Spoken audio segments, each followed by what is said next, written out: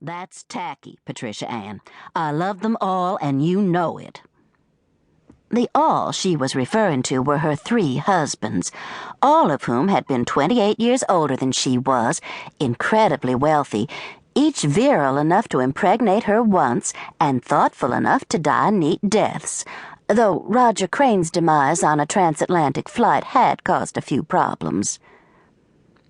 I know you did, I admitted, though as Fred, my husband, says, money do help. Then quit being tacky. She put the tea on the table. Get down off the counter and I'll tell you what I've found out about Sunshine. You got any cookies?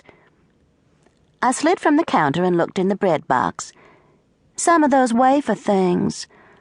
The ones that have that stuff like lard in the middle. I love the way they coat your tongue. I handed her the package. I thought you were on a diet. I am. I drank one of those diet milkshakes for lunch. That's why I'm so hungry. She took several cookies and chowed down. Don't you want one? I shook my head no. Lord, anorexia. I didn't bother to answer that. My sister and I are proof of the possibilities that exist in a family's gene pool. Mary Alice is 6 feet tall, admits to weighing 250, and has olive skin. She used to be a brunette, but now that's subject to frequent change. I, on the other hand, am tiny, have fair, freckled skin, and hair that Sister used to call no color. Now it's mostly gray, unless I lose my mind and let Sister talk me into putting something on it, which she does occasionally. Have you heard from Ray? I asked. Sister held up her hand for me to wait a minute, chewed, swallowed, and took a sip of tea before she answered. Last night. It's true. Well, why hadn't he called you sooner? He just let a girl you don't know from Adam's house cat walk right in and announce they're married? He had a group out for a week's dive, and I guess it just didn't occur to him that Sunshine would get home that quick. He apologized.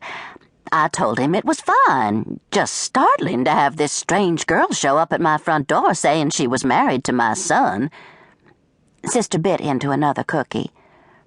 He says he'll be home next week. Are they going back to Pago Pago?